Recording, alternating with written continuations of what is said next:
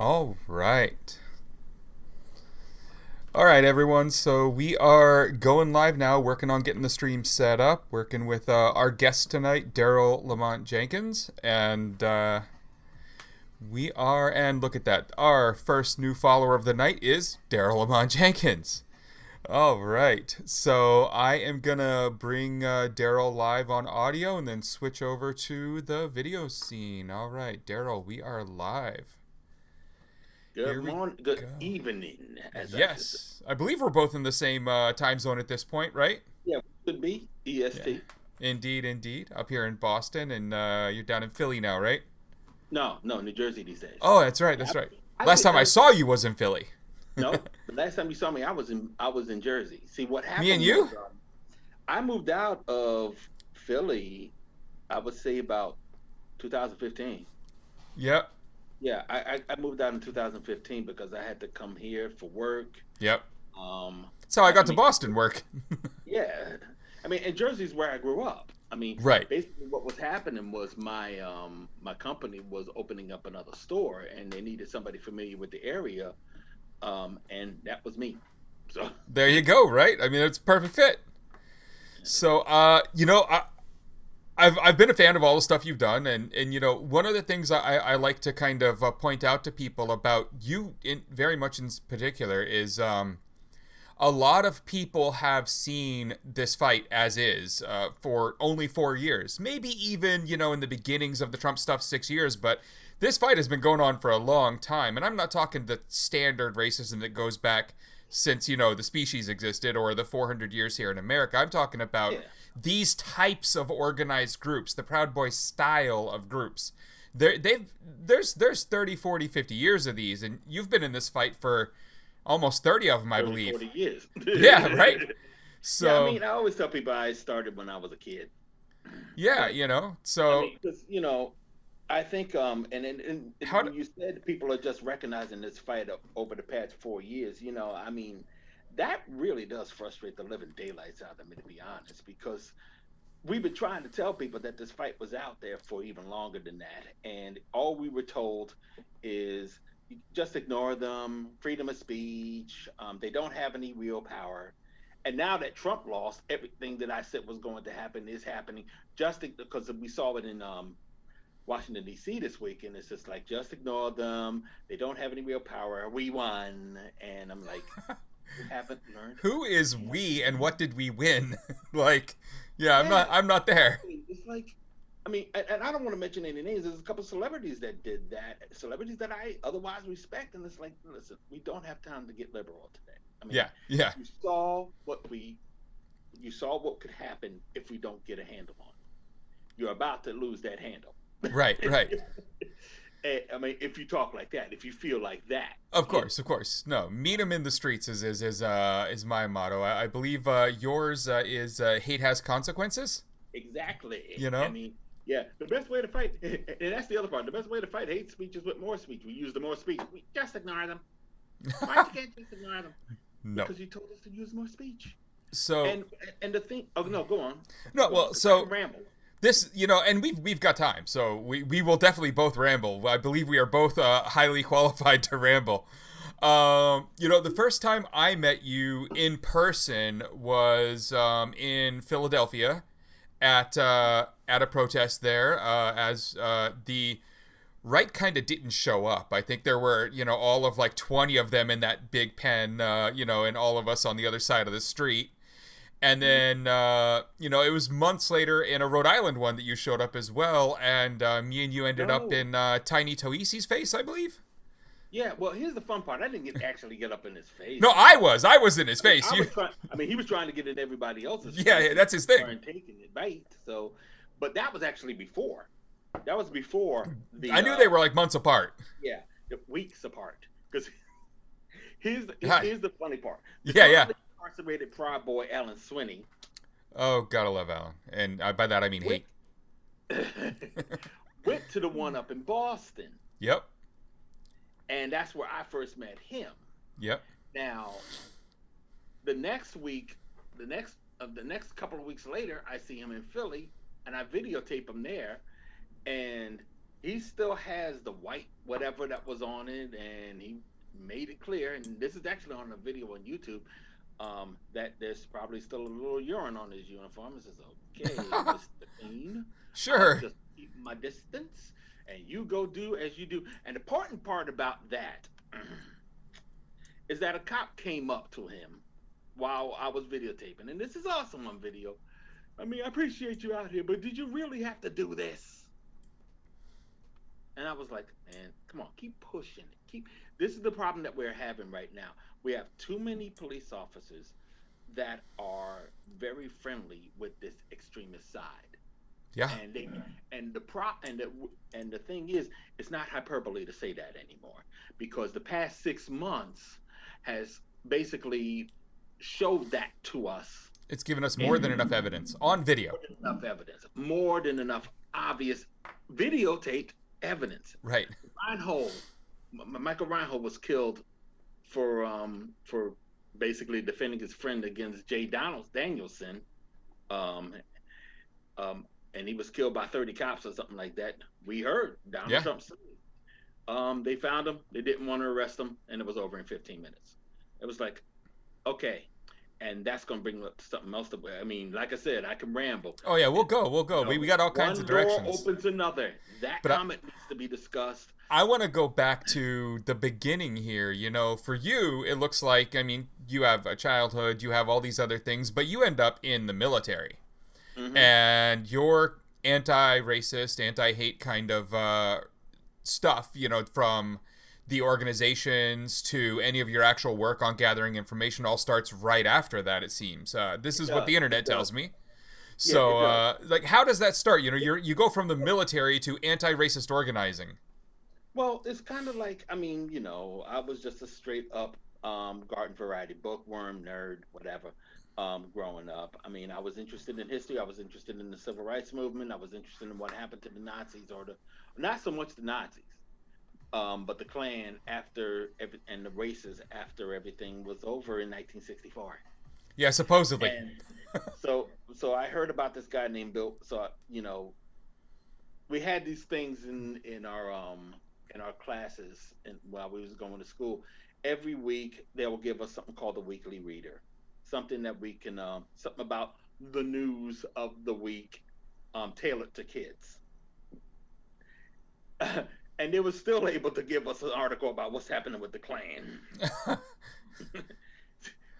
Well then. So all you guys who are talking about it being politically correct about bringing up race or the Klan today to kids, they did it in 78.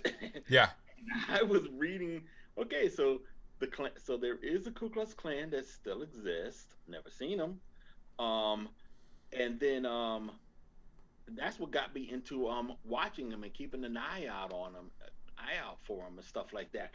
It was around that same time I found out about another Klansman by the late not so great Tom Metzger, and he was on a show called Speak Out America that was around at the time. Ironically, it was also the same show that introduced me to the Guardian Angels,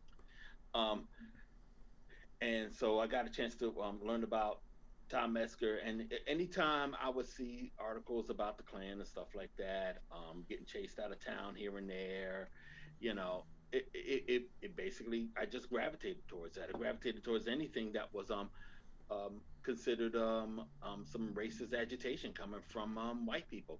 Skokie, there was a TV movie called Skokie that was featured Danny Kaye, and it was about the Skokie incident, about the Klan that wanted to march in Skokie, and I really didn't get an idea of what the Nazis were about, besides hating Jews, until I heard them use the N-word in this movie, and then I said, okay, all right, that means they're our enemy too. Okay, but what really did it for me was when I was in the Air Force. I joined the Air Force. I was just basically my father thought it was a good idea to join the Air Force so I can have money for college. That didn't work out because I got kicked out. But just before I got kicked out, I was watching Oprah, And the only reason why I'm going to gravitate to a TV show after a shift is if there's Nazis on it. And there was this new group called the Skinheads that was on, and it was not only the first time I saw the skinheads in action, but I saw the skinheads on the other side, the Right. real ones, the Chicago crew that was smacking around Cash and all that. And that was when I start, and I that was when I decided I started. It was time to start documenting them. Now, I was about. It was within that year. I just started. I ended up getting the boot, and but by that time, I started documenting, gotten the transcript from that show. I looked for a recording of that show somewhere. I couldn't find it until later. Geraldo happened. The Geraldo fight happened, Yep. which features some of the same people. And then it was like, yeah, it's on. Yeah, yeah. Document everything, and that was the best way I could do it. And that's what got me on my journey to anti-fascism before I even knew that word was a thing. That it's an interesting journey. Now, the time period there we're talking about is like 89, 90, right around that time period when all that was kind of It going on was. for It you. was. Yeah, it was. I would say it was 87. It was 87, February of 87 that I saw that Oprah show. Later on, no, February 88. Yeah, it would probably be February 88. It was that show.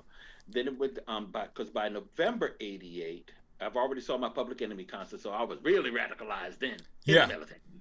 Uh, so um, that was when I saw the Geraldo show, and then March I was out of the Air Force, and I just started just gathering the information on my own. Started going to my own protests and everything.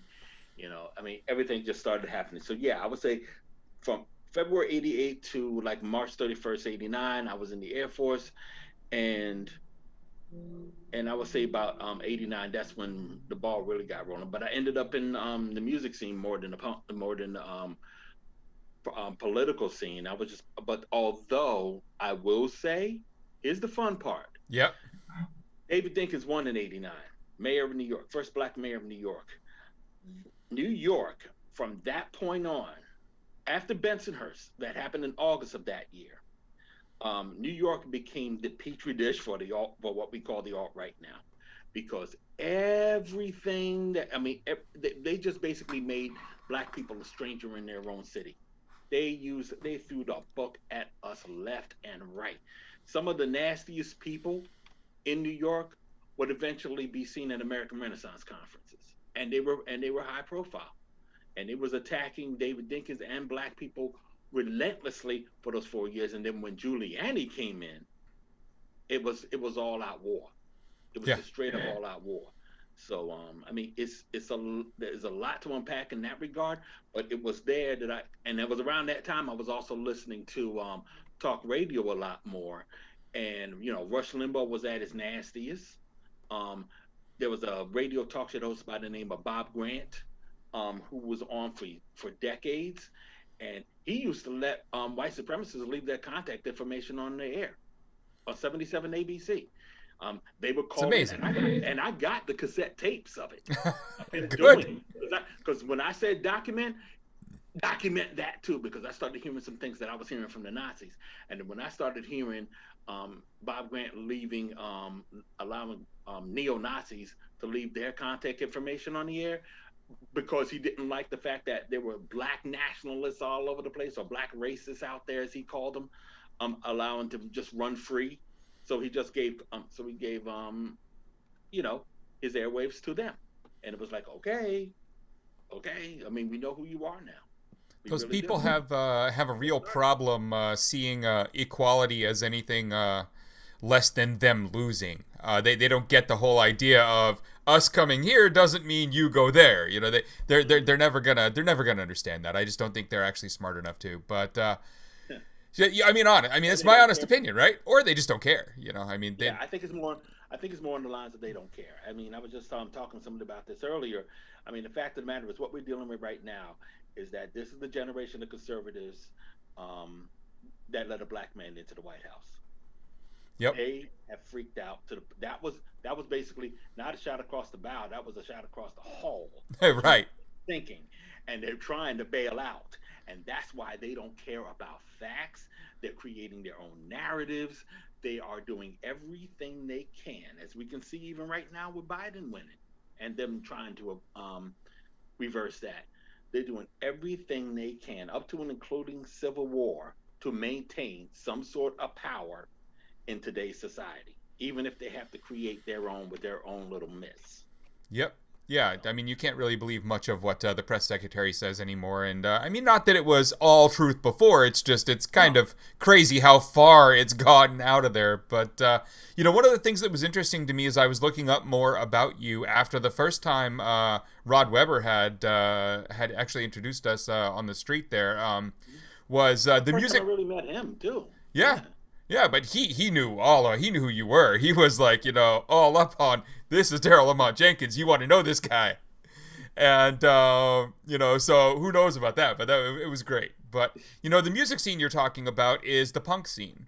right. And again, one of these interesting threads throughout, early life for you there is the punk scene is also at that point still, sure, it's not the early 80s anymore. It's not half skinheads, half not skinheads, and brawls at concerts where the non-skinheads are trying to get rid of the skinheads, but there's still some underpinnings of that older skinhead punk kind of group around the scene into the early 90s. Like, I mean, it's just not there anymore, but now Yeah, they've moved off into like death metal and all kinds of other funny things.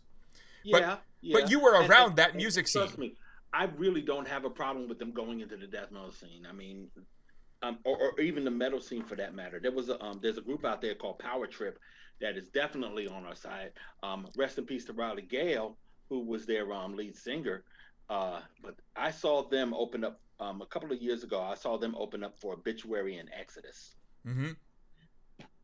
They were bad as hell, but Nice. they consider. I mean, but they're seen today the same way that we would have seen the Black Crowes 30 years ago. Black Crowes was kind of like a throwback group. Right.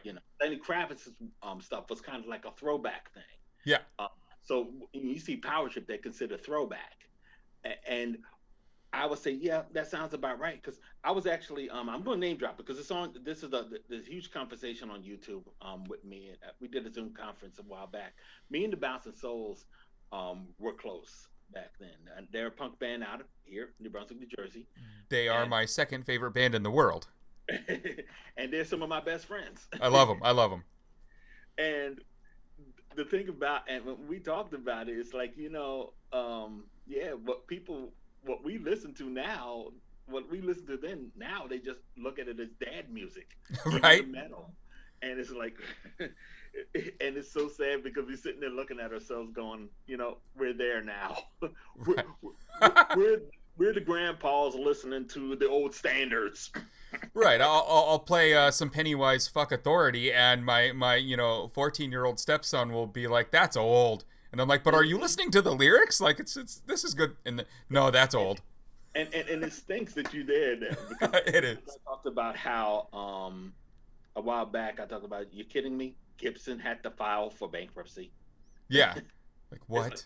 Guitar Center is now filing for bankruptcy, It's and horrendous. I'm just sitting there going, because they just want to go to the clubs and dance. That's it. They That's all just they want to want. see the bands They and they they want and overproduced, tracks that are designed by algorithms almost at this point.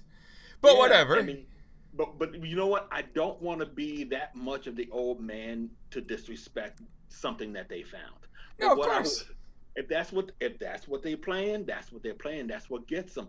But what I always tell people, you are making the same mistakes we made in the 80s Yes, yes. because we tried to replace every instrument with a keyboard. Yes, yes, we Every did. single one. And our technology wasn't as good as it is today. No, no, no. But But we that's end what up, brought. But see here, go. Let yeah, me make a point about the punk stuff back in the day. We still had everything that the punk scene was in the 70s and 80s. The problem was, and remember, I got into the punk scene around 89, 89, 90. The problem was that was when the punk scene was going mainstream on MTV. And so it was a torturous battle between trying to maintain your integrity versus trying to make that dollar, you know. I mean, you become a punk, you're in a punk band, you're doing real good, a major label comes up, and either you want to stay away from that, or you just jump right into Yeah, every you're day. you're either the band that signed for Island, which hey, go get your paycheck, I guess, if that's what you're here for, or you're the band that signed for Fat Records because you just want to tour with Fat Mike, you know? Yeah, yeah. I mean, and you're talking Fat Mike. Now, there was a dividing point for me. You go from like 95 on up. I'm about to drift on out. I'm about done with the scene because I'm about to do One People's Project or something like that. But 91 up until 95, oh man. I mean, everything was Seattle, number one. Yeah. It was still good stuff, but everything was Seattle. Or it was hip hop. Can't discount the hip hop No, because no. hip hop was underground for a long time. The difference between hip hop and punk is that hip hop really wanted to just jump into the mainstream, and it really wanted to get that pop culture thing going. And I ain't mad at anybody in hip hop at that time. Seriously, Not at all, not no at one. all.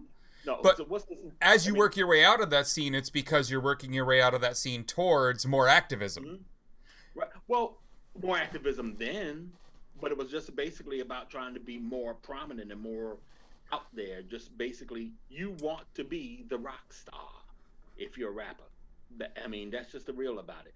I mean, Yeah. yeah, there's an underground scene, but the underground wanted to come above ground at some point, and that was the thing that kind of maybe like differentiated between the hip hop and the punk scene. And I was always underground. I was always about the underground. I love my mainstream. I will not disrespect the talents of those that are in the mainstream if they have the talent.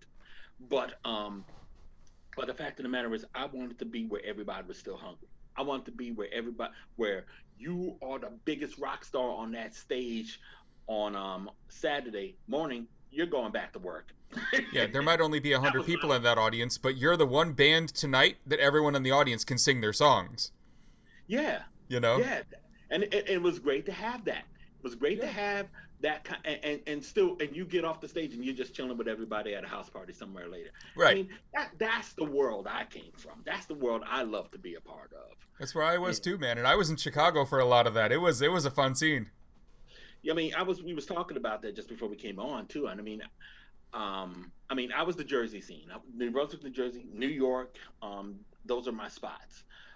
Chicago, I never made it out there. I never made it out to Chicago during those days. But those days came, those bands came out here, and a lot of them, like the industrial and the goth bands. I mean, they were the ones that I saw. I mean, there was something called Usher House that came out of Chicago that I Yep. saw, and I think that Pigface, even though Pigface, some folks in Pigface did some stuff in Chicago. I mean, here they were Chicago based too, right? Yeah. Yeah, Yeah. because I actually got video of them. I actually shot some video of them that I still have of them performing at a place called Fastlane in Asbury Park. And they opened, and my one of my friends, their bands, Transylvia, opened up for them, and it was just a powerful show. It was just a sweet, sweet, sweet, sweet show. Because Transylvia was a nice little band. It was Transylvia was a band that could just like they were an industrial band that could play with anyone. They were metal, they were hip hop, they were they were Nice. just and not phony about it. They were just that was what they did. Right, And right, right. so there was some connection there. I mean, I really had a good time in those days. I mean, I remember I used to do video all the time because I had the public access show Channel X, and I remember one time I was looking around this club called the Roxy that doesn't exist anymore in New Brunswick, and I just looked around and said, this is going to be what we later would call the good old days. I just said that to myself. It Right. was just, and it's true, and it's true. I mean, man, I miss those days. Oh yeah, it was a lot of fun. But we all have to find our thing, and I think both Well, of I us mean, kind of found a lot more activism and a lot more going you're out and getting right up on people and starting to talk to them. You do it. I think a little better than me in that you are more about talking them down, if you will. I think from what I've seen of you in person, getting them to understand your side of the point. I'm more about just shutting them up. Well, it's funny because it's funny because that's actually a line that I used on 2020. It's not about shutting them up; it's about shutting them down. Yeah. But I think I have to graph whenever I do stuff like that. I have to graph how we're going to proceed for that day. Yeah. Because there are times when I can talk and have a conversation. Yep. There are times when the conversation cannot be had. So there are times when Alan Swinney swings a baseball bat-sized stick at your head. There's no time for talking then. Then you got to get the bat and smack him. Yeah. That's how it goes. When Tiny was there, when we was in Providence, and I was able to talk to Joey Gibson. First time I met Joey Gibson. He was lying his ass off to me. Of course, nonstop. That's all he does. He later tried to use some video to make it look bad while I was talking to him, and it was like, but it was cool. And I also, but the thing is that I'll say about Tiny, and here's a good antidote to bear in mind. I look at Tiny as looking as a kid that just wants to belong, and he found a group that he could belong with. Look what it got him, though. He's in jail. Yeah. But here's my thing. I can look at him like that. And then also my obligation is to those who he might hurt, first and foremost. Right. So I can look at him like that, but also recognize the bottom line is that you got to stop people like that from going forward with what they believe at that time. You can try to convince them all you want, but if they don't come around, they get a roundhouse kick. Right. I mean, that's just the way it goes. I mean, you gotta be aggressive when it comes to these folks. And go on. Yeah. Oh wow. I just have to say thanks, Doxy. Like that is absolutely awesome. I really appreciate that. That's actually I think the first time anything like that's happened on the show, being only our 5th show. So yeah, at that Providence one, it went wrong. It went sideways, and it went sideways in a bad way. Now, kind of like you said about feeling it's your obligation. I don't mind taking a punch every now and then. I'm not a strong man. I'm by no means capable of taking a full on attack from someone like Tiny. That is a big man. But when it comes to these types of events, like even at specifically that Providence one, or one out in Portland, or one out in Seattle, or down in New York, or one of the 5 times I've run into this kid, I got chest to chest to him at the very front of the line. I made sure that no one else could push me, so when the stuff went down, there was no one else right in front of him but me. And because, I mean, I can handle it. I mean, it's going to hurt, but like, whatever. There are other people who would have gone to the hospital. And if he had landed a direct hit on my head, I think it would have, but I'm decent enough. But the idea there is you sit there and you try, because I was trying. I was telling him, calm down. You don't need to, and people were starting to yell and throw things on both sides. It was just getting heated. You could tell it was going to go. When it's getting like that, when it's getting hot, and no time for talking. You just gotta have to let things play out as they do. Protect yourself and defend yourself however you can. Try to de-escalate as much as you can, but when you can't, do what you got to do. I mean, that was a rough day. My thing is, excuse me. I think my thing is primarily is to make sure, like I said, the obligation is to protect those that they might in the future or even then hurt. You want to try to keep that from happening however you can. Yeah. But I know that there are going to be some people who are watching this right now who will say that that they will try to use this with their narrative about how Antifa is always violent. And first of all, you got to recognize who's saying that. I mean, it's people who are themselves violent and trying to cover up for it. Right. But also, you also have to recognize the fact that, let's explain that. That's what we're doing now. We're explaining how we go from column A to column Z. Yeah, because it goes quickly at that point. Yeah. So it's it really is not the primary intent of anybody to just engage in physical confrontations all the time, unless you're dealing with people who you know are themselves going to engage in such confrontations.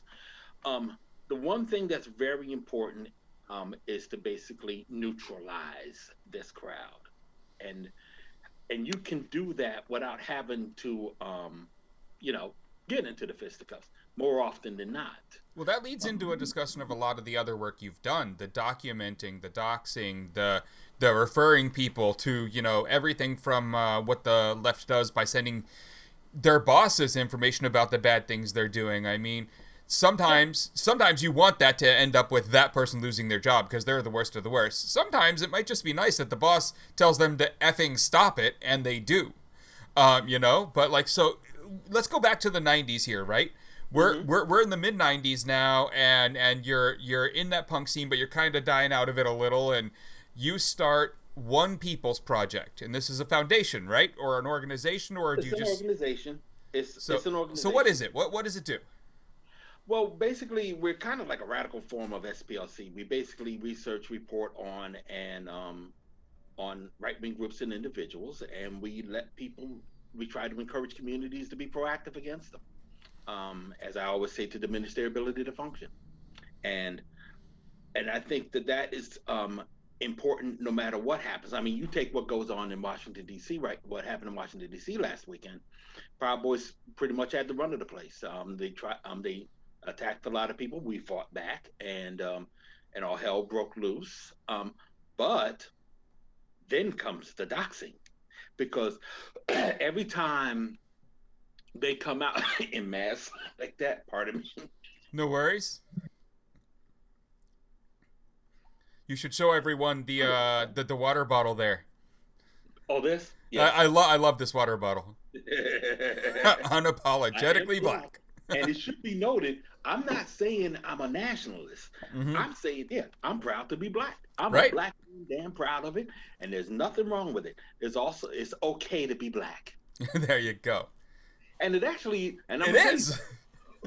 I'm gonna tell you something else too. It is okay to be white. Not okay to be a dick about it.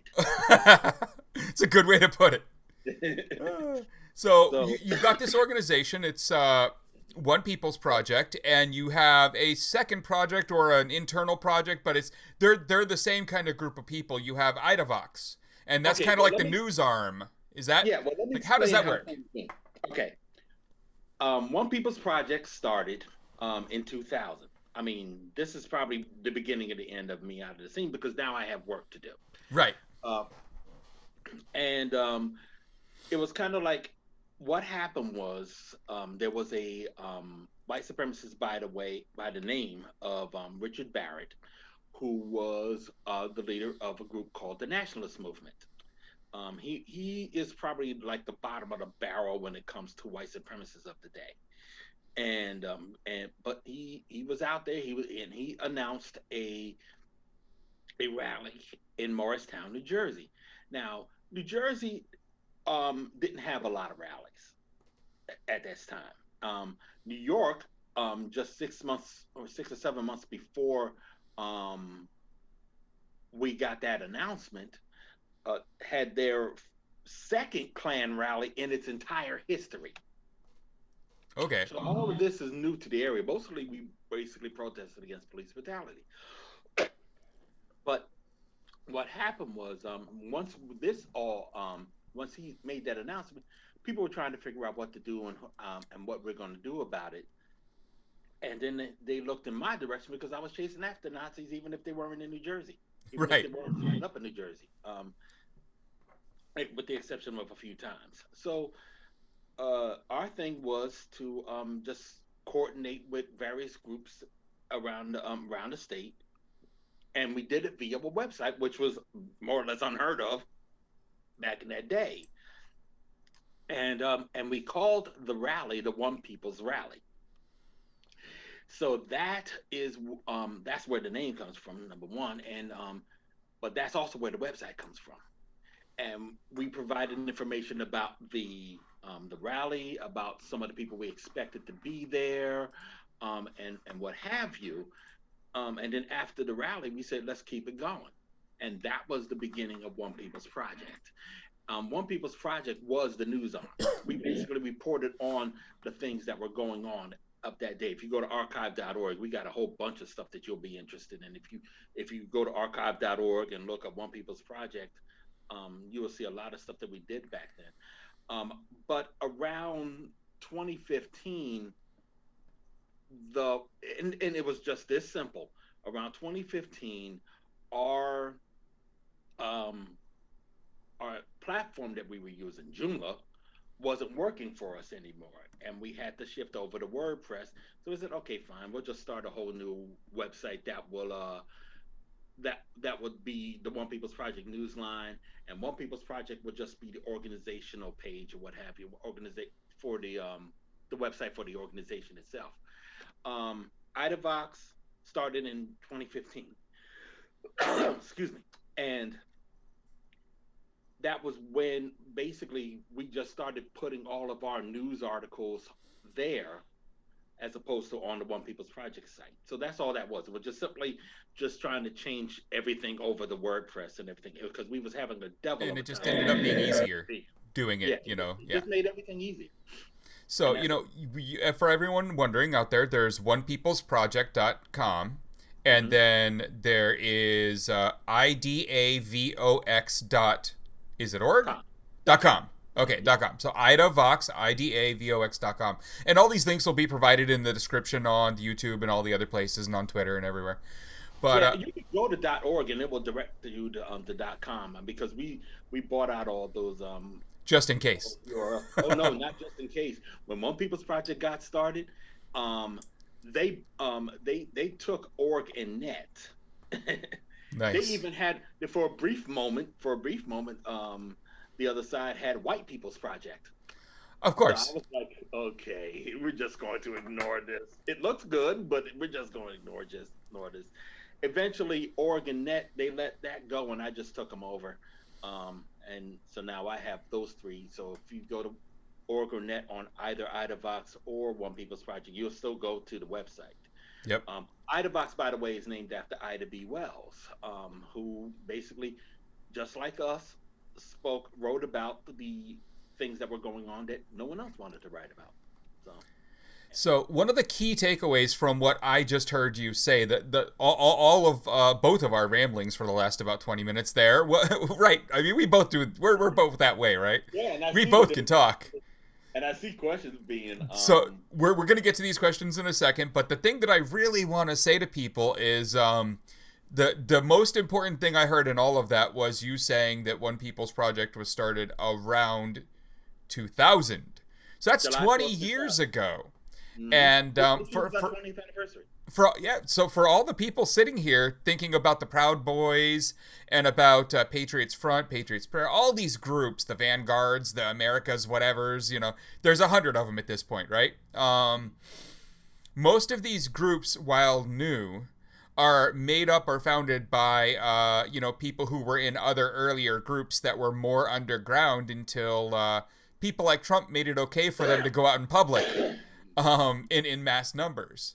And to me, one of the key things that you bring to the table is not even just that you're in on this fight, but that while a lot of us have only been looking in this general direction for the last, even call it 6 years if you're really up to speed, you're 30, 40 years in, and your organization alone is 20 years old already.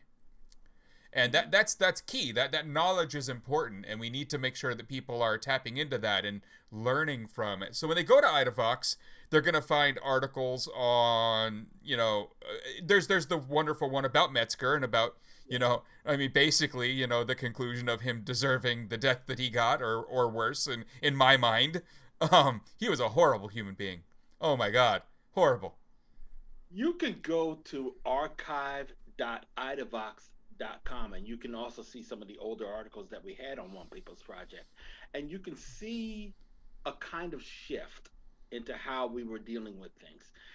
I mean, you got to remember that you do have groups, you do have websites, and I got to give shout outs to them.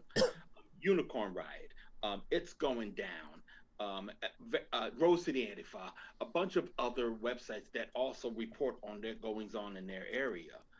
And there was a time when we were the only ones that were kind of like doing that on a grand scale.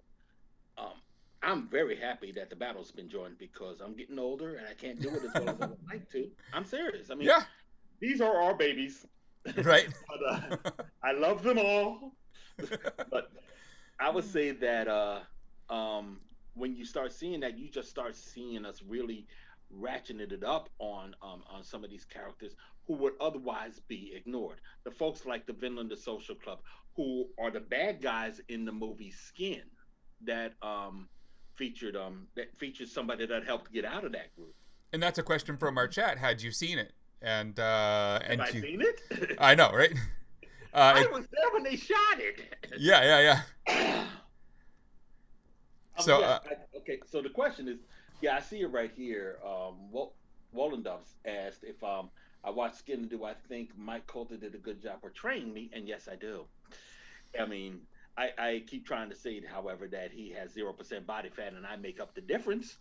But but I think that I think it was really interesting the whole process. Because to be perfectly honest with you, I never wanted my political activism to be primarily what I was known for. I mean, just being in the music scene should tell you that I want to do more than just being activist. But and filming the movie was pretty much a chance for me to see how the sausage was made, so to speak, and I loved all of it. I loved meeting Jamie Bell, who played Brian Widener. I loved meeting Danielle McDonald and a lot of these up and coming actors. One of them that uh, what's Zoe Coletti is now in Fear the Walking Dead. yep. You know, but Mike Coulter, everybody knows him from playing Luke Cage, and I'm a huge comic book nut, and Luke Cage, aka Power Man, was one of my favorite characters. So I was just like, fitting. I I was like, love it. yes, this will work, and it did work. He was a cool cat. We was able to talk a lot about what we both been going through, what how things should go in regards to myself and all. And I was and it was real good because he went to school. He went to college. He took some classes over at Mason Gross University in Rutgers, at Rutgers University here in New Brunswick. He also went to Benedict's College in South Carolina, where my father also went. He's a South Carolinian, and and it was just a great fit. And I saw a couple of other people, videos of other people auditioning for me, and I was just like, "This is real." And it was like, but when it was Mike Coulter, I was like, "This is very real." Nice, And nice. and also I should say there's other projects coming up, um, but I can bring that up later on. You would because once again we're rambling and I'm getting away from what you asked. No worries. No worries. I mean, so, we're kind of on the timeline. We've gone through, you start in the military. Original idea is to get a college degree out of that. But of course, that goes a little sideways. You end up in the music scene. But through that whole time period, you've also seen a lot out there. Not only just being a black man, but you've actually seen, things like the Oprah episodes and stuff like that. That's really Yeah. taught you about what's going on. By the late 90s, early 2000s, you're starting to formalize this thing that you're doing into an organization, and at some point it becomes a little more public, right? I mean, at some point, Well, do you notice this, like? yes, it became a little bit more public. I mean, the first time I was ever on television was on Montel, and then it was Fox News, and But I think going back to what launched me into the Skin thing, we was talking about the Villain of the Social Club, and they were a neo-Nazi crew, and then the Minuteman Project happened, and a lot of those because you got to remember, Tom Metzger and David Duke came up with the Klan Border Patrol back in the 70s, Yep. and they were driving around looking for Mexicans to harass that they thought were crossing the border. That was the Minuteman Project. So naturally, whenever the anti-immigration issue just becomes in the forefront of everything like that, that's white supremacists' chance to shine. You know, that was their time to shine. That was their time to say, okay, we can be relevant now. And that was also when you started seeing not only white supremacists among that crowd, Mm-hmm. but also them pulling back on some of the imagery that they were about. So all of a sudden, the Villain of the Social Club was not about the swastika anymore. You know, Stormfront can't even. Stormfront doesn't even allow the N word or swastikas on its website anymore, even though they're a neo-Nazi website. You know, Yeah. those kinds of things were happening. Council of Conservative Citizens, you know, they was already in the game trying to play it cool so they can be relevant. So, but their time was done because it was obvious who they were. David Duke too. David Duke had the same approach when he started, but after 2005, all of that all of that really just came into fruition. And it was something that you started to see more people of color around them because hey, if you want to advance politically, you can't play games with the "I'm not a racist" routine while not having anybody of color around you. So naturally, they found some nationalists of color. They found some hate mongers of color, and that was just building up. I point out 2005 and the Minute Claim Project because I find it interesting how um, before 2005, it was all in the street. Fighting the white supremacists were all in the street. But we also saw them in the boardrooms. In 2005, we saw them in the boardrooms. Yeah. We saw them in the boardrooms. We saw them in our campuses. We saw them as our cops and everything and so on. You didn't see the street Nazis didn't have as much relevance. They were still out there, but they didn't have as much relevance. It was more about what was going on in D.C.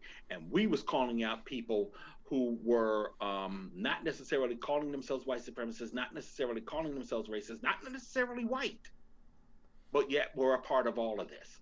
That's how we busted Marcus Epstein. Marcus Epstein was was a guy who was an executive director of Pat Buchanan and Tom Tancredo's PACs in 2009 or so. And we busted him because he was about to go to law school. He did eventually become a lawyer. He's a friend of Richard Spencer's. He's Korean and Jewish. So this really gets fun. But he attacked a black woman in the street, called her the N-word, and was about to go to and pled guilty to it. We didn't find out about this until we got bored one day and decided to just run his name through a criminal search online, saw the case number. We had to go do the legwork to go over to the D.C. Superior Court to get the discovery on that, to get the case on that. And we found that story out, and we just put it out on blast, and boom, he was not in law school at the University of Virginia anymore.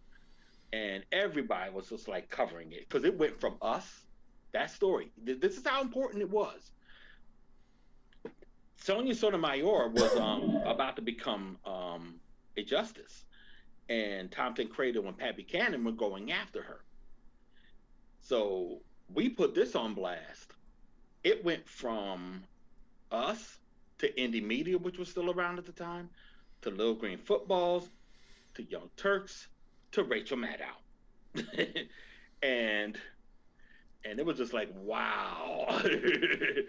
we hit on something here. So yeah, it went straight to the boardrooms. And when we found James O'Keefe going to one of Richard Spencer's meetings with Jared Taylor speaking, we was in that room, took a picture of him, and then when he got busted, our photographer recognized him. We put that on blast. But that had a different effect because he was employed by Andrew Breitbart, who didn't care. Breitbart went on, and I'm not kidding, an 8-hour Twitter rant trying to suppress the story. So 2 weeks later, when CPAC happened, the Conservative Political Action Conference happened, I walked in there and talked to him about it. And that's on YouTube too. But that's great. This kind of speaks to the idea that, you know, this level of documentation and writing this stuff up is important. It doesn't matter if you're one voice with your own little personal blog. If you can get the correct information and get it together, it can find its way out. Yeah, and that's important. The most important thing is not to get caught up in the propaganda. You do not want to get caught up in having to explain something that wasn't necessarily true. Just make sure that all your facts are straight, and they'll listen to you all day long. Because truth of the matter is, when you don't have to lie about them being a racist. They have to lie about not being a racist. I said It's this a far couple. easier to tell the truth and get away with it. It's far easier to tell the truth. Far easier, less stressful. You know, Right? I mean, their greatest strength is telling lies about us. Our greatest strength is telling the truth about them. I said that a couple of months ago, and that still holds true, and it's always held true. They have to lie. No, Biden is not forming a cabal where they eat children. No. Why is that a political thing? Why is that even taken seriously? Because It's just people on somebody their else. side will donate to their causes if they say this stuff, and I have no idea how they have cultivated this group other than to blame things like Fox News, but it's absolutely insane. But you Well, mentioned a bunch of names there, and I want to make sure that people are clear. Richard Spencer, one of them, is the person behind the Unite the Right rally, which we all remember as the Jews Will Not Replace Us with the Tiki Torches March and all the other horrible racist stuff that happened there. And James O'Keefe is the guy who started Project Veritas, which, as you know, if you really want to know what's going on in the world, look at whatever Project Veritas has said. The opposite is true. They always lie. It's all they do. It's a good chance to learn what's really going on is just using them as opposite information.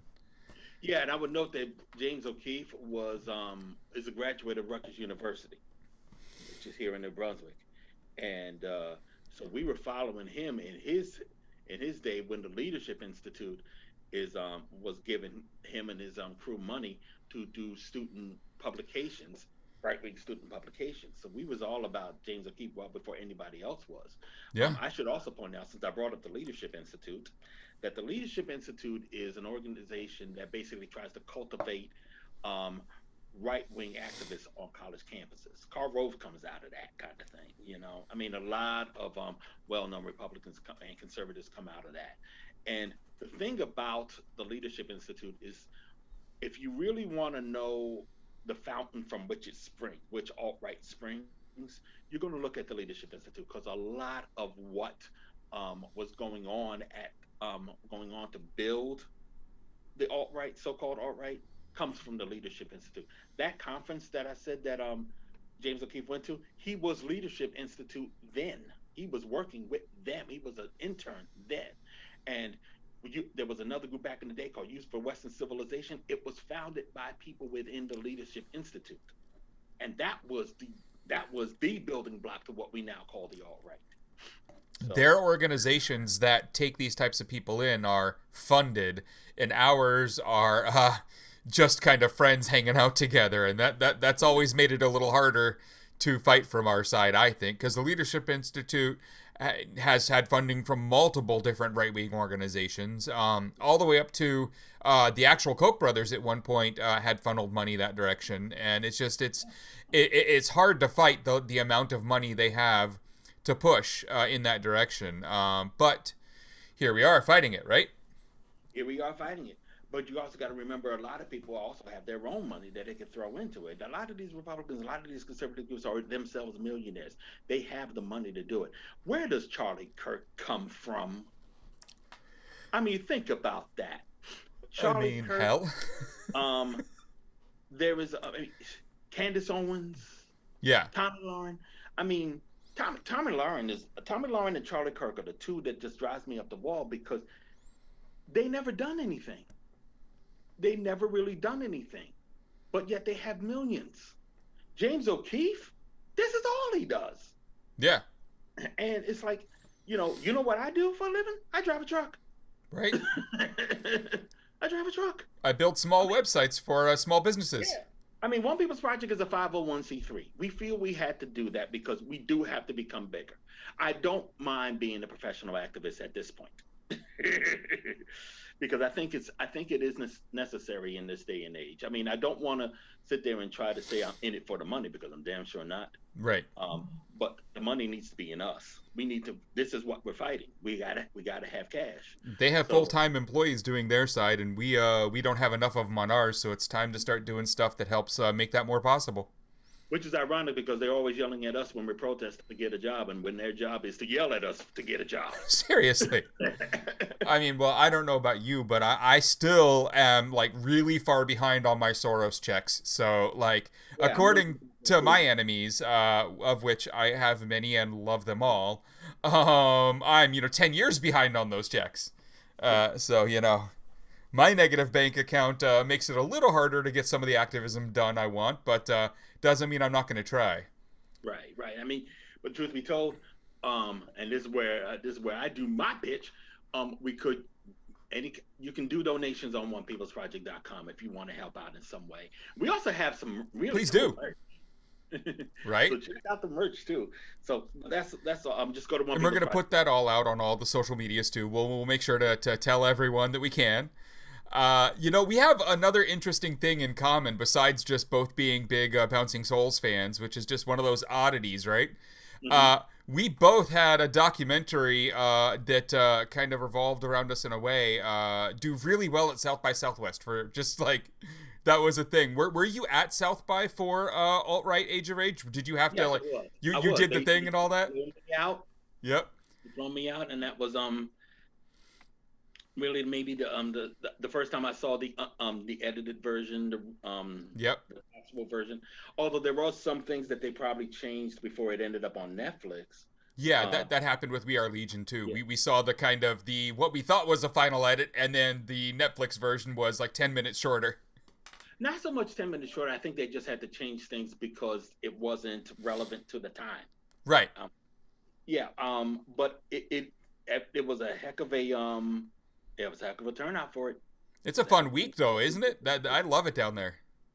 It was great. It was the first time I was ever in Austin, and 2018 was a crazy year for me because it wasn't just South by Southwest. Skin also came out in that time too, and I would say that around then, that happened in September of that year, and it was a different story from South by Southwest to TIFF.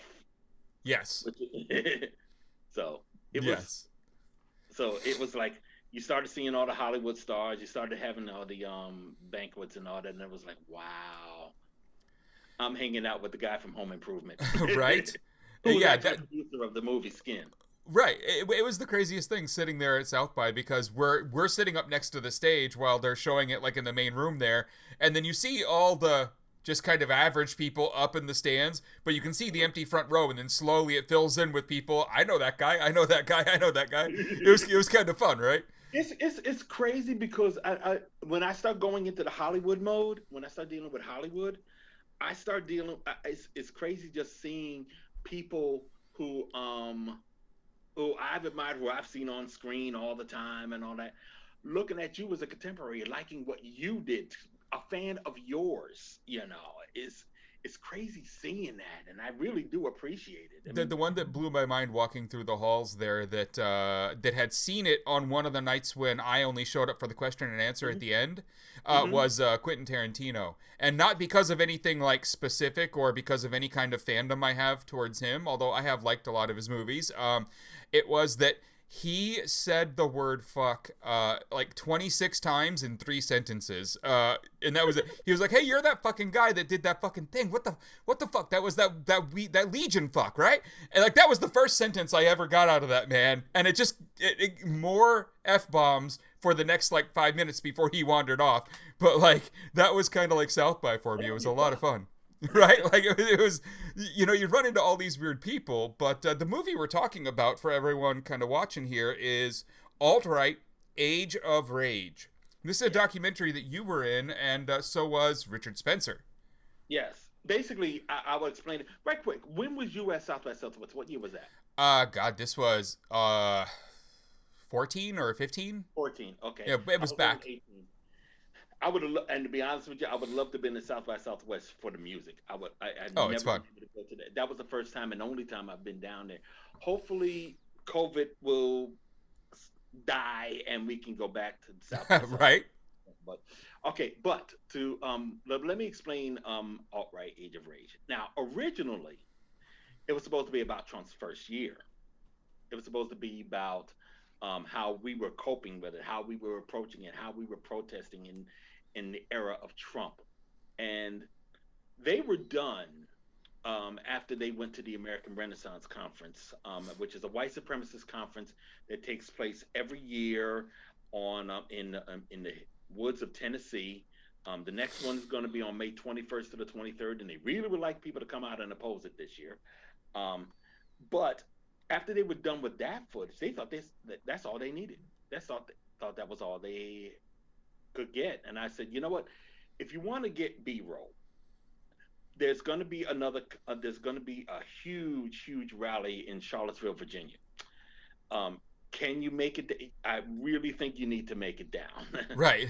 So they hired some folks because the documentary was in the can, but they said, okay, just in case, we'll hire some folks to the video to tape everything, and we'll see what we can use. That Monday morning, they changed the entire documentary to be about Charlottesville. Yeah, Trump only ended up in it for like maybe 5-10 minutes, and it was like after that, it was just like, okay, we got something on our hands. After Charlottesville was just like, things are different now. So what they did was they shot some more footage of me. They shot some more footage of Spencer, because then it became, I didn't notice until actually I didn't know that this was going to happen, even when I watched the film. But what it ended up being portrayed as is basically me versus Richard Spencer. I didn't realize that the focus was going to be on myself and Spencer, and I was okay with that. I was okay with that. I mean, now I'm at the point where everybody knows me from either Skin or alt-right Age of Rage. Skin you can check out on Amazon Prime or on DirecTV. I got to throw this in there because we're talking about right. Skin is about a white supremacist with a lot of facial tattoos, who wanted to get out of the Villain Social Club, and I helped him along. And Brian Widener is his name. He's being played by Jamie Bell. His wife is being played by Danielle McDonald. Mike Coulter, aka Power Man, is being played by me. And there's a lot. Or he's playing you. Huh? He's playing you. He's playing me. Yes. Yeah. There you go. And there's others that you might know. Bill Camp. There is Zoe Colletti, who's in Fear of the Walking Dead, one of my favorite shows. And it's a good movie, and I strongly suggest people check it out however they can.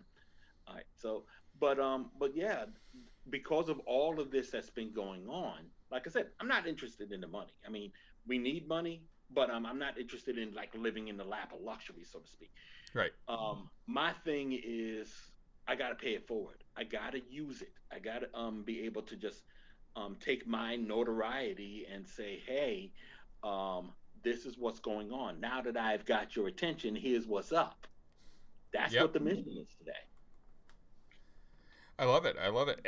And you're right. Like the only point of like say having a Twitter following is so when the right messages come out, you can spread them, right? I mean, at this point, what else are you going to use that stuff for? That's what I use mine for. I mean, people always ask like, why are you verified and what happened? I'm like, because someone tried to impersonate me, then commit crimes, and then do it on Twitter so I would get in trouble, to the point where Twitter got angry enough that they reached out to me and said, could we please verify you so like this stops happening? And I was like, sure. But like, I don't have it because like I care. I have it because like, it's a tool. Yeah. Well, yeah, they always make a big deal about the blue check. I never really understand the freak out over a blue check in my life. I mean, it means nothing. Yeah, it just means that, you're talking to the real guy here. That's all it means. That's all it means. It doesn't mean I have power over you. No. It's just a tool. It's just a tool for people out there who are thinking about this stuff. But it's a stupid thing that we have to explain it. It really is, especially for all the people who think, wow, everyone with a blue check mark must be rich. I believe I have this green screen back here because you don't want to see the window and the air conditioner in it and all the other stuff because I am not rich. There's no central air in this house. But the thing that That's a green screen. I thought that was real. I thought that was your command center. thought I was in NORAD here, right? I mean, one day this will be real. I will get there. Oh, I'm gonna get there as soon as possible. Well, technically, I'm gonna get there. I'm gonna have screens behind me one day. Right. But the go forward, like I always like trying to figure out, what do we do now? Now we're at this situation where you look in the 90s and there were very few of these neo-Nazi types, these really hardcore racist types who were willing to just go in the streets with their faces uncovered and start trying to convert people and have rallies. They would go, but a lot of times they'd be hiding who they were. They'd be doing whatever, and they were much smaller numbers. Now suddenly we've got 100 different groups under tons of different names, and they rename themselves every other week. I mean, here in Boston we had Resist Marxism, Boston Free Speech, and now Super Happy Fun America, and they're all the same group of guys. They just every time their name gets too much notoriety, they make up a new name and buy a new website. And so there's all these groups out there, and now they feel comfortable. They go out and they take the mic with their face uncovered and are yelling at a crowd. And that's a lot different than it used to be in terms of the sheer numbers of it. The most important thing that they do is play the "I'm not racist" routine. Of course. That's what they think gets them over. They're as racist as they ever have been. They're still neo-Nazis as they ever have been, but now because they have a black dude standing next to them for some ungodly reason, they think that they can get by. And that's one of the reasons why we wrote, me and Chloe Cooper, Political Research Associates, wrote an article about how those Nazis and how those white supremacists are now coming in brown. Tiny does not get a pass. I'm sorry. No. I mean, my feeling is, okay, how can I say that you're a Nazi when you got a black person next to you wearing a Nazi t-shirt? I mean, my attitude is, look, if there are black people that are fine with you, shame on them. Yes. There is no excuse. As far as I'm concerned, they're no worse than the Jews, the capos that helped out the Nazis in World War II. They're collaborators. They're of that history. That's who they are. I was at Chaz when out in Seattle at the CHOP, the encampment there for a week, and I was there when Patriots Prayer showed up, when Joey Gibson and Tiny Toisi showed up, and they were really well designed out in terms of the size of the group they brought into camp and the makeup of the group, right? They made sure that there was one white woman with them. They made sure that they had a black woman with them. They made sure that they had a black man with them, and then the like hardcore Nazis. And it was you could tell that it was very much on purpose. I mean, I hate using the word token, but that's exactly what they were. It is on purpose. It's very much so on purpose. And that's how come they keep on playing it up. I have black children, so what? Raise them better than how you're acting. I mean, it's like they can't play that game with me. First of all, when it comes to the Proud Boys, I never called. Everybody's calling them white supremacists. No, I'll call them neo-fascists. I'll call them fascists because they tried to get me on that when they tried to bum rush a teach-in on Independence Hall, where we were where Alan Sweeney and everybody was at. We had a teach-in there, and on the Proud Boys, and they came rolling up thinking they was going to start something. They left after 20 minutes realizing we wasn't taking the bait. And we knew how to do this if they did. But there was only 10 of us. And I called them. I said, I've never called you a white supremacist. Yes, you have. And I said, when? When have I ever called you a white supremacist? 5 minutes later, they were leaving. Right. And that's the thing. Yes, it's important to use the right language. But if you're going to call them a white supremacist, if you want to, because now they're posting up little stickers that say that they're against racism and whatnot, then you're going to have to explain the guy who runs Proud Boys Uncensored on Telegram. He runs the New Hampshire chapter of the Proud Boys, Right. And you read Proud Boy Uncensored right now, you'll see nothing but neo-Nazi approaches to what the Proud Boys say that they are going after. I mean, they talk about in regards to last weekend that the day of the rope is coming. You don't say day of the rope if you're not a Nazi. And Yeah. that's from the Turner Diaries, written by William Pierce, who, what, by the way, love what's going on right now. This Yeah. is everything he ever wanted. He wanted it in the mainstream like This this. is his dream He didn't scenario want to right see any now. black people in it, but still. Yeah, yeah. We have a few questions in the chat here. Starting with C4 Babe asking, where do you kind of think some of this racism comes from? The parents and Good maybe question. upbringings. So, what do you got for that one? I mean, like I said, I help people get out from time to time, and a lot of things that I have seen is basically their own personal baggage. That infamous Geraldo show, that where Geraldo broke his nose, there was a rabbi on there, and he had a line that I never got until I actually started getting into it with some of these guys, including Tiny, by the way. It says, I have never seen a neo-Nazi, or he said a skinhead, that never liked himself or herself. And when you start dealing, it might be a little harsh, but when you start dealing with them up close and personal, where you're having discussions and they are in the process of trying to get out, sometimes you pick up on the fact that there's a lot of personal and psychological baggage that they have well before the politics. And it's case and you can see it in all circles. You can see it in all kinds of circles. People have that psychological damage, or that yearning to belong, yearning to make their lives worth a damn, and they end up in the wrong groups. And that's what I think launches all of this. That's where I think this all comes from. A lot of people are on the internet, living their lives on the internet because they cannot deal with the real world, and sometimes they'll be nasty folks and join white supremacist groups. Sometimes they'll just be nasty internet trolls. Sometimes it'll be decent people. It all depends on what hits them while they're on the internet. But that's why they're on the internet. They don't think their life has purpose IRL, but their life has purpose here.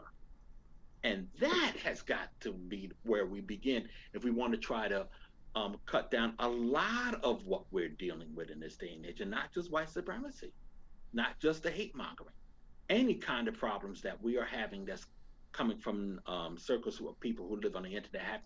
We have to go there.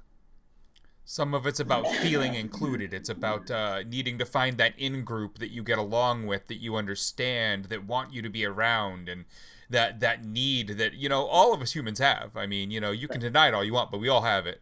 We Um, all have it. Thanks, 7 Star Tribe there for the follow. Next up, we have a question from Wollendove again. And you can read that one if you want there. But for the audience, as someone who doxes and documents Nazis, you leave a lot to the public to decide what is a suitable punishment for their transgressions. But what do you feel the extent of punishment is that is justifiable for someone who is racist, drops malicious N-words, and funds white supremacist groups? When you talk about I leave a lot to the public to decide, you got to do it like that. You have to do it like that. The only thing, I mean, personally, you really don't want to know the answer, personally. Yeah, yeah, yeah. But We all have those things we won't say because we don't want to get arrested right now. but I would say that we just report, and docs for me is really just a term for the lack of a better one. Truth be told, we're just reporting. I'm a journalist by vocation. That's who I am. I mean, I try to basically put out information, as much information as I can, and doxing helps that. But basically, when I go out there, also, as I said before, we also try to encourage communities to be proactive against them to diminish their ability to function. That's as far as I'm going to go, because I think that it has to be A, on a case by case basis, and B, the communities that I go to need to decide how they're going to handle it. things can range from just basically quarantining them. I mean, basically keeping them out of all kinds of political power, social power, academia, for one thing. Um, or it can be, if law enforcement works correctly, it can be straight up incarceration.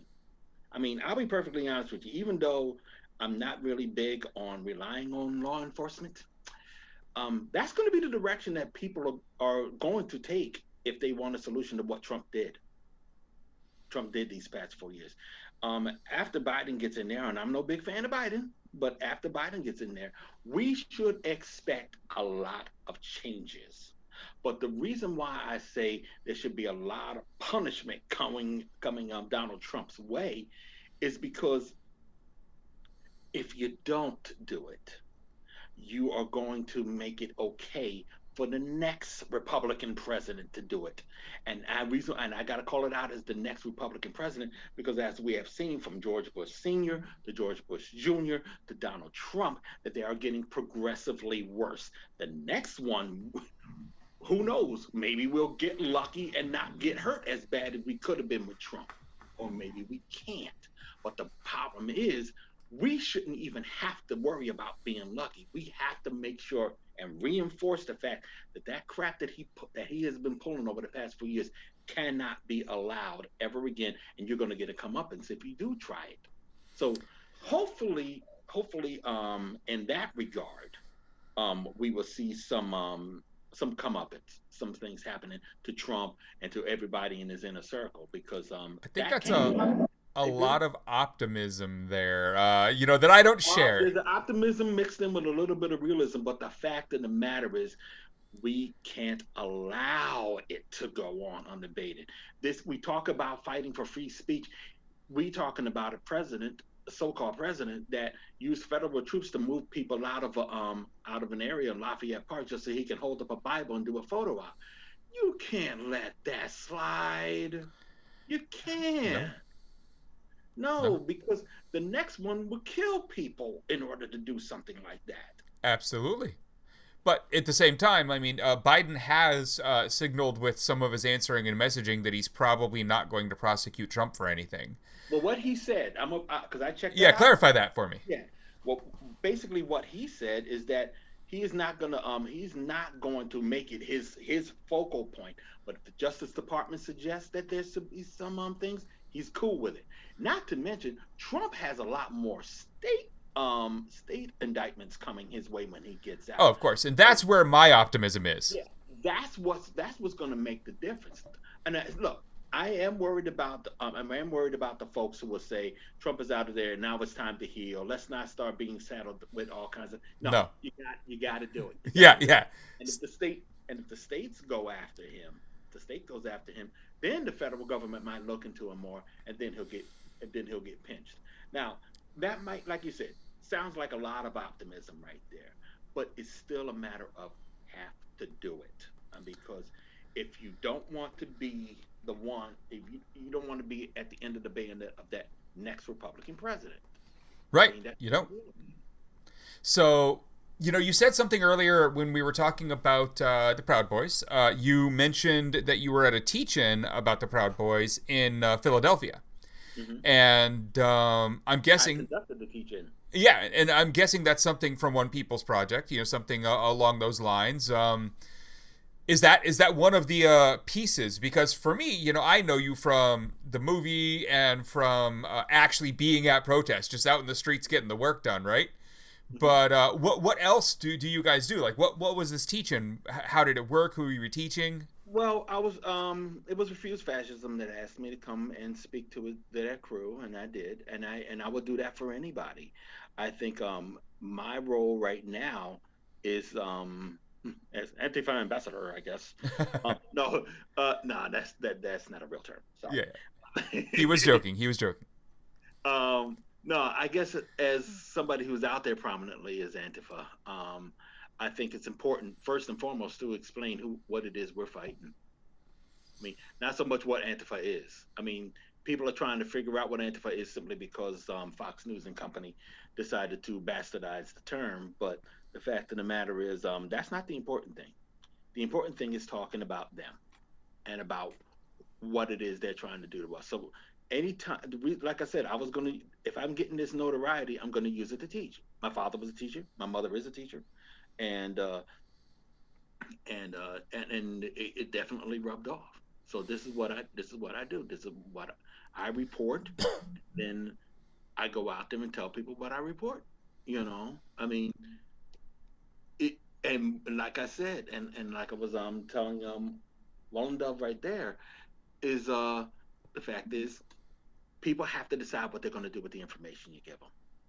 I get frustrated when they don't do anything with it, right? But which is why I go out there more and more and more and more and more. But I think the most important thing for me right now is to teach and educate. And something else. I was talking about how they have those the Nazis have psychological damage and so on. I was asked while shooting the movie, if I was able to start up a institution to get neo-Nazis out of a organization, to help neo-Nazis transition into the real world, white supremacists, white nationalists, whatever. Would I do that? And I said, not only would I do that for them, but it would also be some way to help gangbangers get out, you know, people who are involved in cults to get out, folks who are radicalized adversely get out. You know, it has to be something where if we're looking at somebody's psychological damage, it's kind of like what my father did as a drug counselor. He tried to take care of all the addictions. I want to try to take care of all the radicalizations. I want to take care of all the psychological damage that they may have. And they might, and you might be able to get them all in one room, and they might even be able to help each other out, you know, because they're all going through the same thing, even though they are going through it differently. Right. They've chosen different paths through it. Mm-hmm. When I talk to neo-Nazis like that, in that form, unless it's time for me to find out something about the people that they are leaving behind. Yep. I basically just talk about everything but politics, because in the end, it's not about politics. It's and if you do want to make it about politics, politics is really about us trying to figure out how we're going to live together, if we're going to live together. So my focus is going to be on the real world. You know, I talk about when I talked to Brian Widener for the first time, it was about the music. It was about talking about the punk scene and all that, and it wasn't really a tactic. It's just who I am. And the fact of the matter is, he was still that's all we talked about for 3 hours, because he was in the scene too. He was in the Chicago scene. It's a way to get an understanding of who you're talking to. What are they like? What are they into? But it's also a way to strangely humanize someone who otherwise you might not want to in some kind of a public way, but in a way that lets you in, so you can talk to them about the next phase, which is, you know, maybe you shouldn't be doing some of the things you're doing. Right. But here's the thing. They have to come to me. I mean, I shouldn't have to tell them they shouldn't be doing this. They need to know. They need to know before they come to me, because I don't have time for that.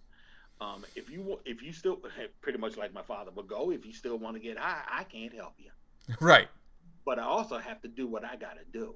Right. Which means one day I might be talking to you calmly, next day I might be punching you in the face. You know, stuff happens. I mean, that's the way it goes. And then the next day after that, probably talking to you calmly again. Right. Know? I mean, this is the life we chose, a good life. But yeah. And the fact of the matter is, we cannot ignore what they're doing, and we cannot tolerate what they're doing, but they shouldn't. So let's talk about the future here, because there's a lot of doom and gloom, right? There's a lot of people who think, one, Trump isn't going to be held accountable, and two, these people aren't Pandora's box isn't getting closed. They aren't going away. They're out there now, and they're going to only grow, right? And this group of people, even some of them, strangely enough, refer to themselves as accelerationists. They're the ones who are, some of them have shows. Let's not, raise them up by talking about them by name, but they do, and they spend all of their time working on leading us towards that point where the far right and the far left, meet in the battlefield of civil war. And what's your opinion on that? Do you think we're honestly heading in that direction, or do you think we're still far enough away from that we pull back?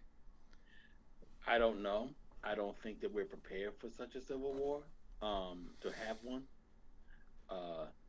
But if Charlottesville is an example, we know how to handle it before it gets worse. We know who they are. Because no, but see, here's the thing. They're not Pandora's box. We are. They opened up Pandora's box. And there's no hope in our Pandora's box for them. No. I mean, the fact of the matter is, what happened after Charlottesville is that people who were not involved got involved. And that's why a lot of the groups that we were dealing with in Charlottesville either stopped existing, changed their names, or many of them are in jail. No Antifa in jail from Charlottesville.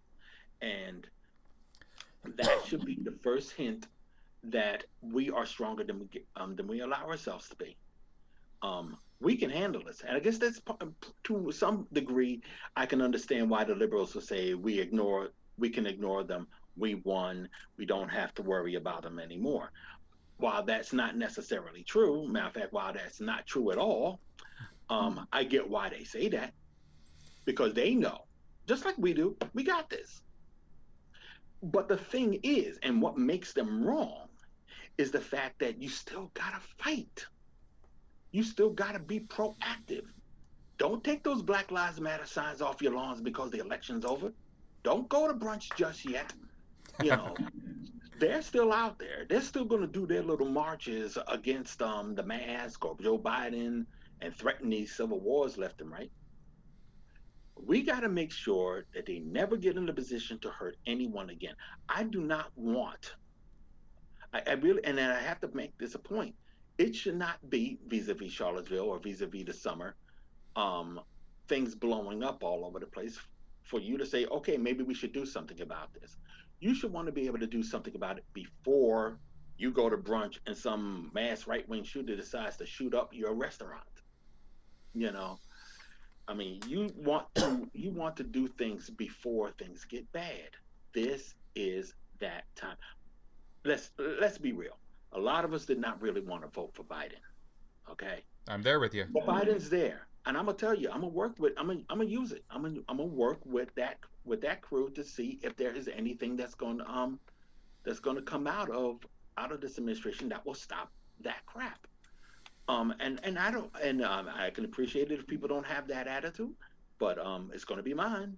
I just have that problem here with the idea that during Black Lives Matter rallies all over the country and anti-police brutality rallies all over the country and people fighting against mass incarceration all over the country, we elected the author of the crime bill as president and the self-described top cop as vice president. Like, it just seemed to me that was strange, to say the least.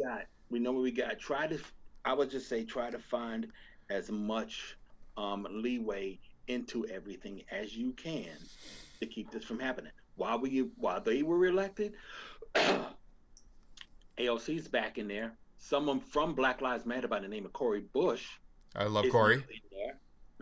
So we and a few other people that we can work with and we should work with. Don't look at it always being the glass half empty. There is some half full things that we can see, and I think that's going to be important in us going forward.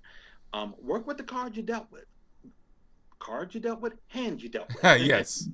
Work with the hand you dealt with. So, as I watch the squad grow, that's kind of, I think the squad is, 4 or 5 people, depending on who you're talking to at this point, but it should be 200 people. That's when I'll be happier.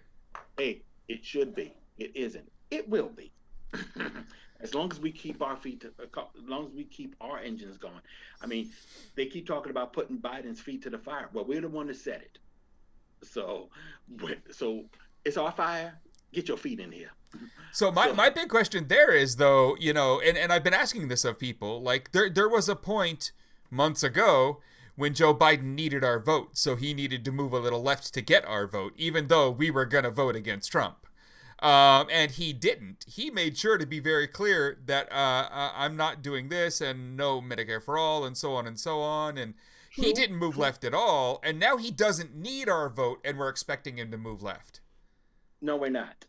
Okay, We so never so were. so We so get never us up to were. speed here. My feeling is it's not about it. Just like it really wasn't about Trump. Really wasn't about Trump, and it isn't about Biden. It's about us. It's about what we do. It's about what we insist on. What the past 6 months have shown us is that when we insist upon something, it happens. So long as we keep insisting upon it, we have got to put the legwork in. If this is a friendlier administration, it's going to have to show itself. Otherwise, we are going to say something about it. And they don't win midterms. So, I mean, I know there's some folks out there who's among the Democrats who still want to fight progressives. I suggest you kill that noise now because you lost the progressives this year. Yeah, and there's more of us every year and less of you. More of us, yeah, and that's the important thing. So don't worry. So whatever opening they give us over the next, hopefully 4, maybe even 8 years, whatever openings they give us, just take it, use it, and make sure that is some way that keeps the Trump supporters out of it. I mean, that's what we got to look at it as. Don't look at it so much as Joe Biden being president and getting in the way of things. Look at it as there's an opening. There's some sliver of opening. There was openings within Trump. I mean, be perfectly honest with you, we wouldn't be talking about the concerns on this scale if it wasn't for Trump being an idiot. It really wasn't. Now, I would prefer a better opening like that, but Yeah, any opening that you can take, use it. it's a Well, way to look at it. Definitely. I want to kind of talk about now, like, here we are, right? The world is what it is. There's not much we're gonna do about how we got here. We know how we got here, and we've ended up in a situation where all of these people are out there. They're having their rallies. They're having their talks. They're indoctrinating more people. The Proud Boys are jumping people in gang style at this point. It's all insanity. But there's a go forward. And for a lot of my lefty friends, the go forward is dox every one of them and get them fired from their job. I would love more tactics than that, though. That is a great tactic, and please continue to do it, everyone. But, what other tactics are we supposed to be implementing here besides shut them down at their events by, drowning them out and doxing them? Are there other tactics you think that we should be using? well, this is one of the things that it also goes back to the whole thing about Joe Biden and everything. There's going to be tactics to take down the Proud Boys once and for all. We're not bringing them up right. They're not bringing them up right now. But being that Gavin McInnes is a Canadian nationalist, Canadian national. Um, and I keep making this point. When MS-13 was founded in Los Angeles, they deported all the El Salvadorian organizers, creators, the founders. Why should that same rule should apply to Gavin McInnes? Logically, make some noise. Put up the hashtag deport Gavin McInnes. As for the Proud Boys itself, I mean, even that is supposed to be what they're doing is criminal. Here's the thing: what are we going to do about it?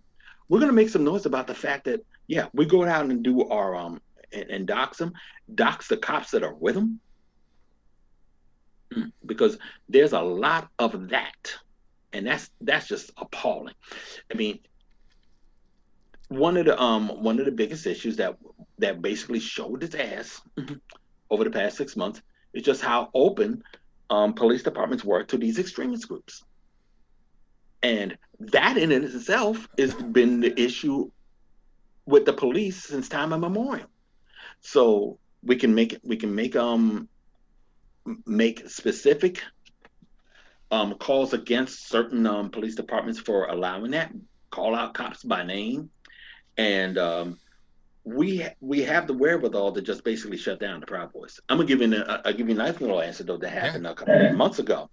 There is a Haverford Township in Pennsylvania. They had a fire department which had a Proud Boy in it, a lieutenant, and they said they wouldn't release him. They wouldn't ask him to resign. They wouldn't fire him because he had his freedom of speech, and that's just the way it goes. So what the township did was shut down that fire department. I Next love day, it. he resigned. They had four others. They didn't need them. Yeah, so they went to city council and had them fix the problem. Mm-hmm. City council just said, we're fixing the problem. So And one of the issues then, might be pushing for a lot more people like us to get into local government. yes, that helps too. Get yourself involved in local government and be proactive against these groups if the people in local government are not going to be. It's really important. I think that's one of the things that will help society go forward in a very big way. Um, it doesn't have to be your state legislature, although that would be nice. I mean, if you want to get into those higher ups, that's fine. But getting to those um, local seats, even the school board, because a Proud Boy is a member of a school board in Connecticut. I mean, they kept a Proud Boy from being on this on a council in Hawaii, or I forgot state house, going to the state house in Hawaii. I mean, if they're running, you gotta. So, I mean, I'm looking, I'm using, I guess, mainstream solutions to this problem, but that's not to discount those that are not so mainstream. You know, I mean, I don't mean necessarily illegal. It just means that you'll do things that probably politicians will not do. Right.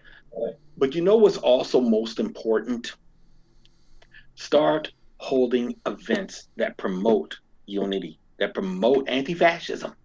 You know, um, I'm a member of another group called the Anti-Fascist Unity Coalition, and what we're doing is trying to find out ways we can just do outreach, just the way we can do above ground events like film festivals and musical events, all kinds, regular kind of events. As soon as the COVID stuff is lifted and things, and also we want to do things that encourage folks to go to rallies and events that they put on to oppose them. You don't always have to dress in black. You don't always have to get into fisticuffs. You just have to be out there. Um, just like the American Renaissance Conference that's happening in May 21st to the 23rd.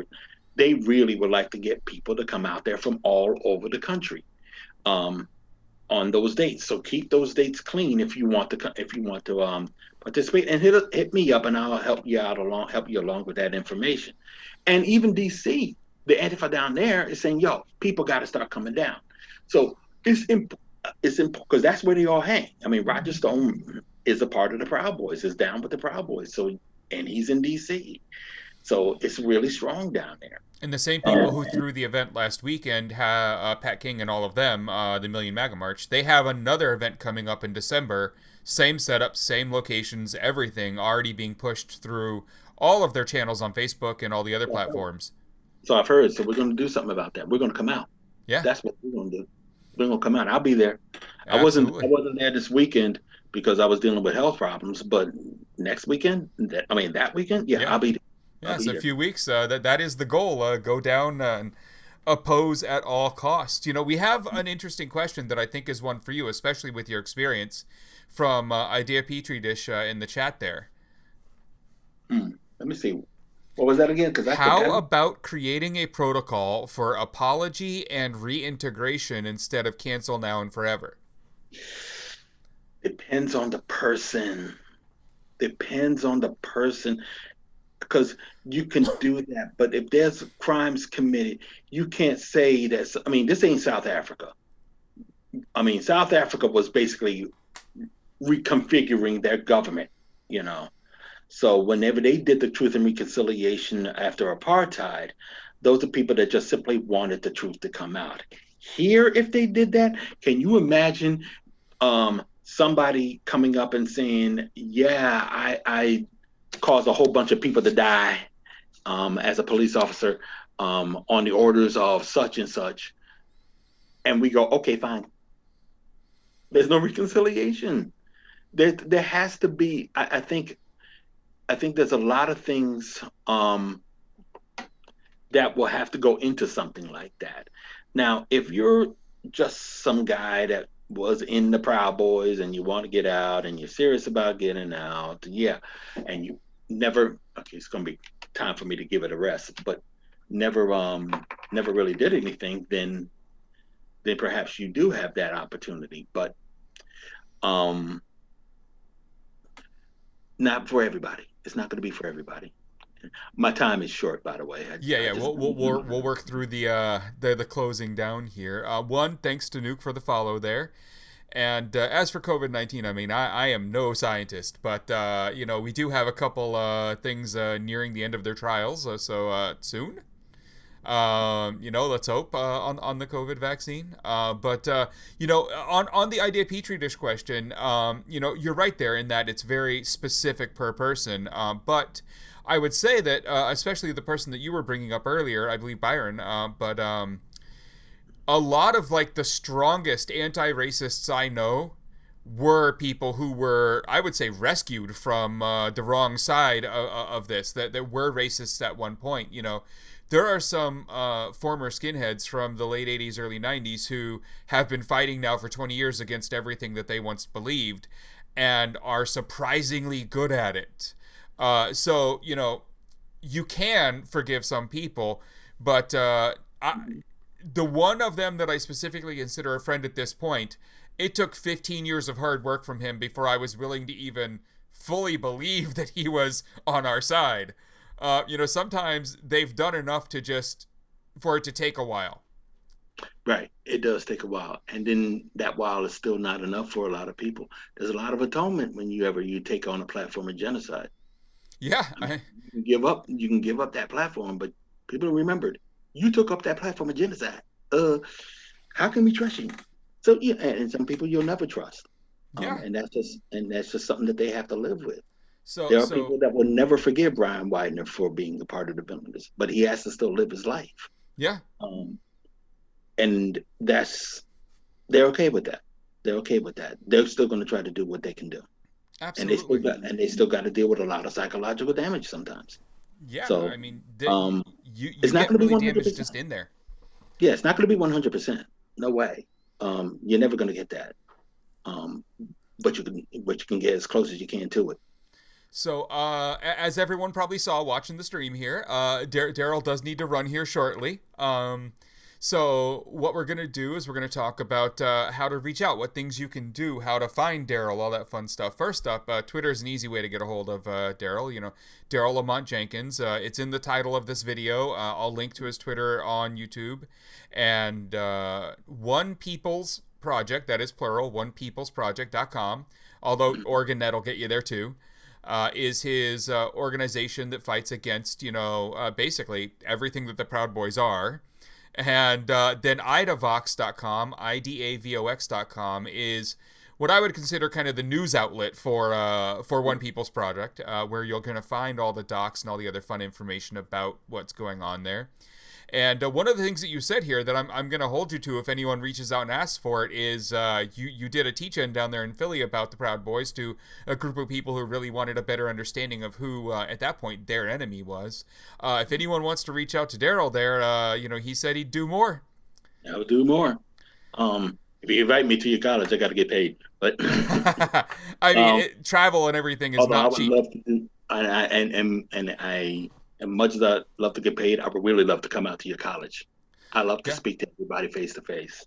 Getting to the youth is very important. I give talks here. Living in Boston, there's kind of that. I'm lucky. There's so many colleges here. I talk at 3 or 4 colleges a year, and just watching the youth, their eyes light up as they're thinking about new ways to look into what we're talking about here, and my styles of activism that I do. It's just the best thing you can do for the world is catching. I mean, I won't say catching them early. That's kind of like almost psychological warfare in itself. But in reality, like getting them thinking along these lines of activism, of getting out there, of your voice matters, is the most important thing you can do for someone who's in college. Right, and they're there to learn. So teach them. So okay, everyone. Okay, I can also say that Twitter, Instagram, and I guess now Twitch, D Lamont Jenkins. Yep. At D Lamont Jenkins. I guess you do at here on Twitch. Yep, it works. I'm just getting on Twitch, y'all, so bear with me with that. So. Absolutely. All right, everyone. Well, we're going to call that the show unless anyone has any last-second questions before we lose Daryle here. Going once, going twice. You know what? I was in Montreal last year. Yeah, it's great up there. All right, everyone. So that is going to be the show. Everyone say, all your thanks, and, make sure to tell Daryle how much you were happy he got here. And this will be up on YouTube tomorrow for anyone who wants to share it with people. Thanks for coming out, Daryle. I really appreciate it, man. Thank you. All right. Good night. Night. All right, everyone. So Daryle is leaving the chat, and the stream is ending. Good night, everyone.